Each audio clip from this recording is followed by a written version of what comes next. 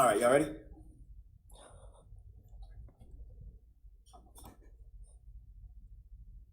I'm ready.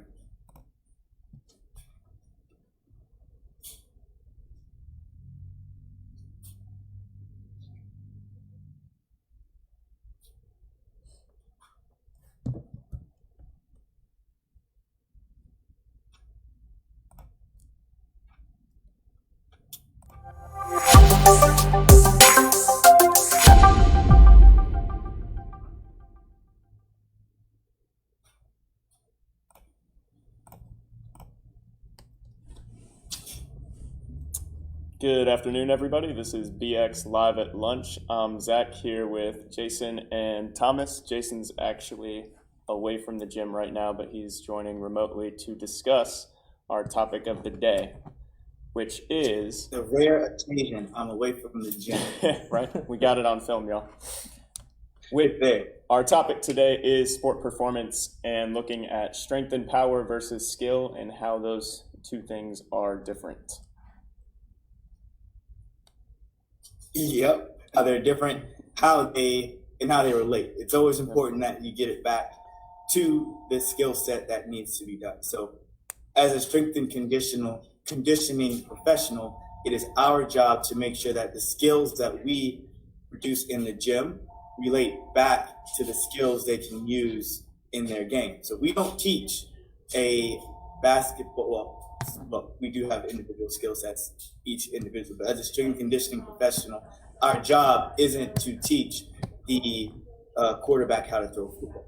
Our job is to make the quarterback durable enough to maintain his athletic longevity, right? Or strong enough to add more distance to the throw, or quick enough, or improve his strength to make him quick enough to outmaneuver the line that's coming on. So that is our ultimate goal. So what is the difference between the two? The skills you have in strength conditioning versus the skills you have as an athlete. As an athlete, it's important to learn how to squat correctly. And the squat does have some carryover, but keeping your feet flat, chest up, getting your hip crease to your knees isn't the tech. What that allows us to do is improve your overall capacity for power and strength so that you can jump as a basketball player. Right. So a good analogy for like the everyday person, non-athlete, I think would be learning to write.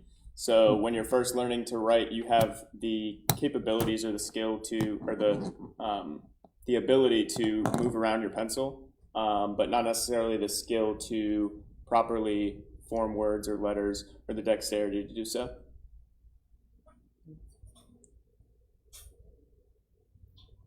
So then I think that, so when we kind of go along with sports performance and the strength and conditioning, before we can get started on talking how it translates, like the number one thing that we work on first is for injury prevention.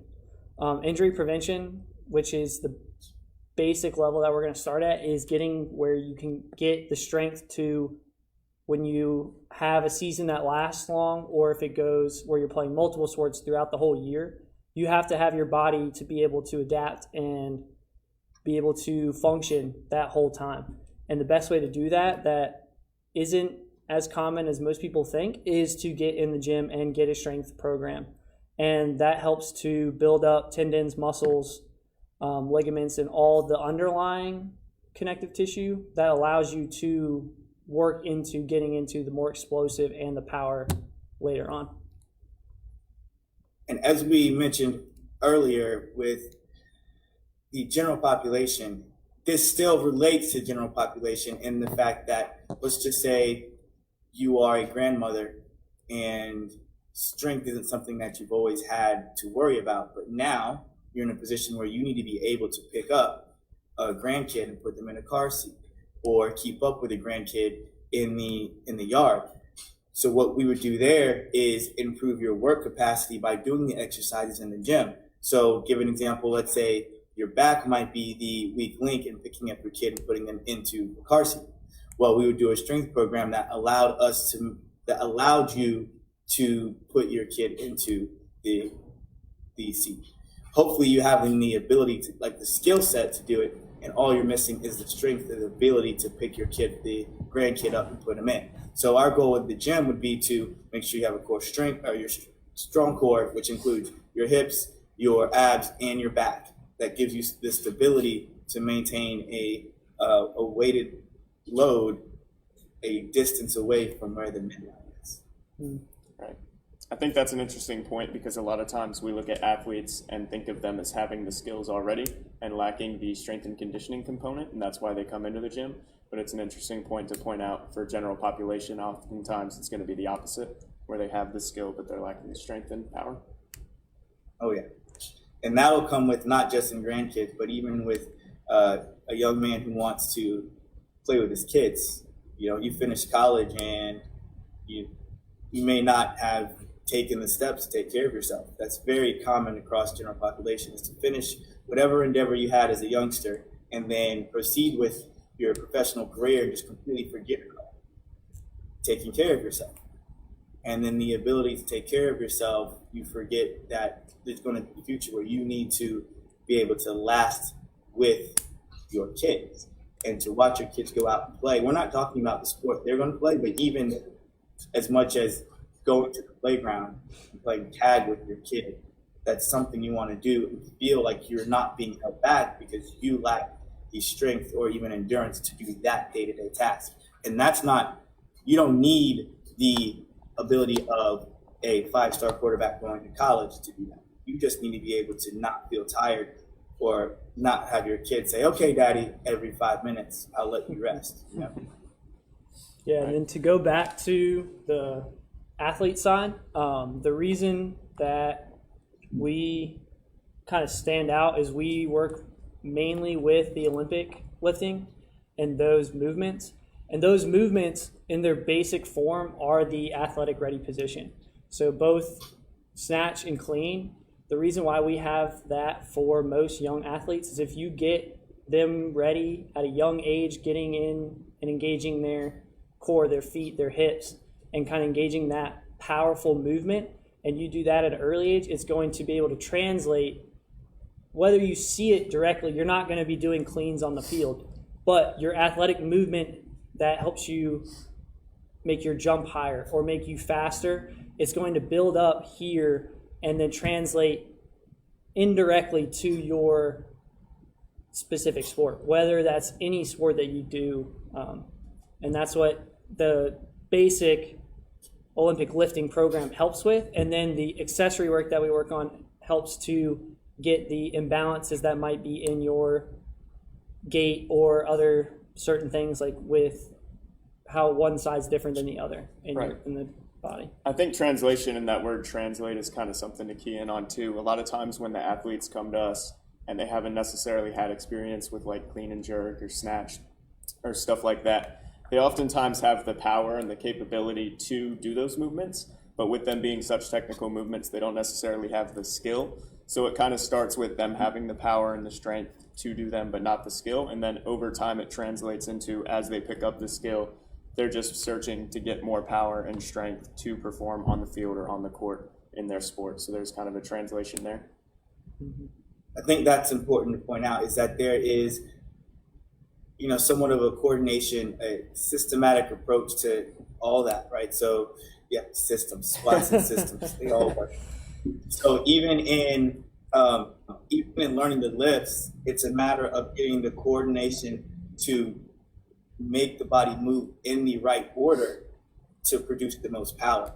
And that's the same thing that will apply over to whatever skill set the athlete needs. Can you have the coordination? Is your nervous system prepared to fire in the right movement or in the right areas so that the body works most efficiently?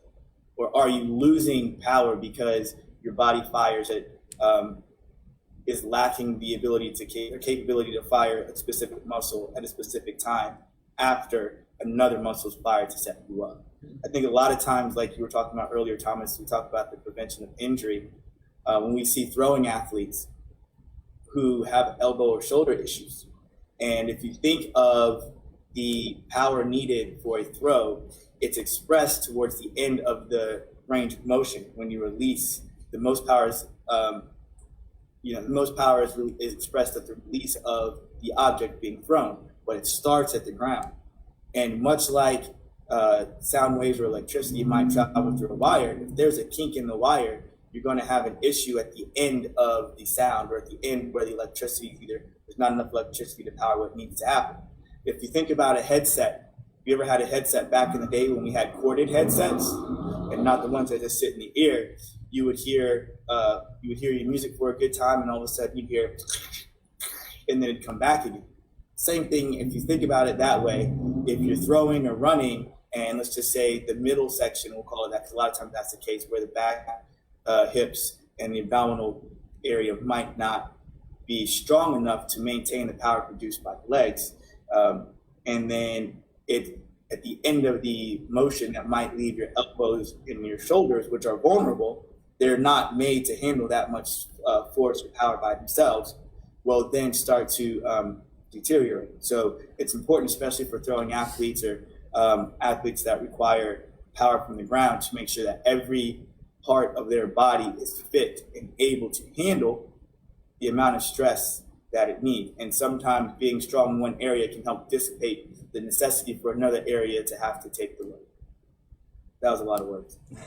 I think that's an important point too, because a lot of times when athletes think about throwing, they won't think about those muscles that aren't necessarily associated with it right off the bat that you think of first. They think of like arm power. They don't really think of legs and stuff like that. So it's important to kind of key in on the fact that there are potentials for power leaks throughout the chain of motion.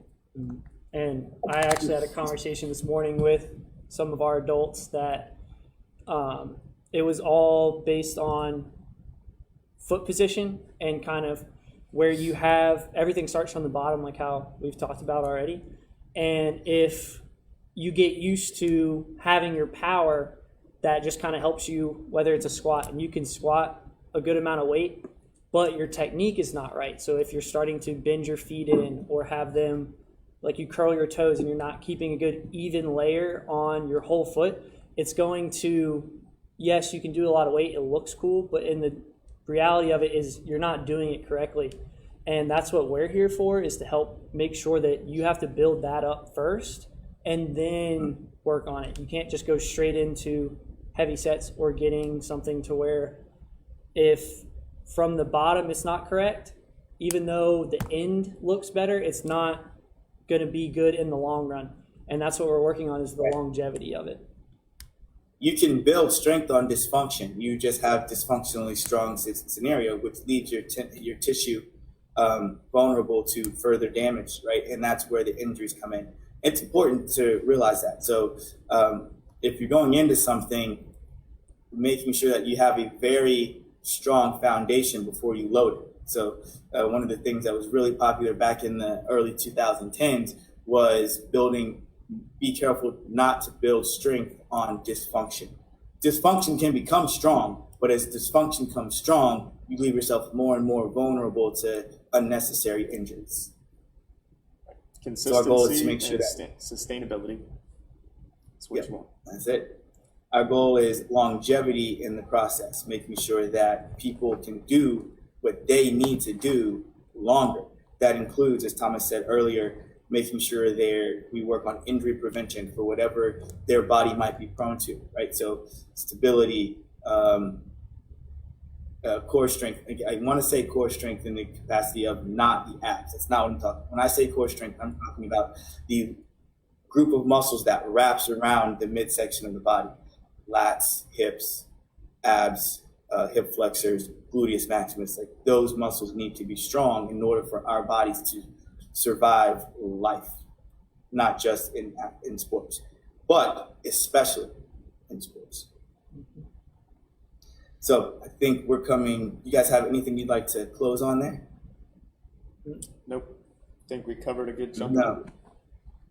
Yeah, I think so. I think that was really good. So as we close out, the expression of power to skill and vice versa, make sure that you understand that the work you do in the gym only translates to proper skill on the field. So our goal isn't to make you skillful on the field, but our goal in strength conditioning and fitness is to give you the foundation to improve your skill on the field. So if you can't throw a football, but don't expect because you're strong, that's automatically going to throw a football. And don't think just because you can throw a football, you're automatically going to come in and be super strong. You know, you've got to make sure that you have the right amount of work in both areas for those to be beneficial for you. There's lots of strong guys out there that aren't Tom Brady. Facts. Big facts. So again, we thank you guys for watching this week's Live at Lunch. We have another week coming up next Wednesday. If you have any questions, please feel free to hit us up below. All of our handles are right down there. Thank you guys for watching and have a great day. See y'all later. Y'all have a good one.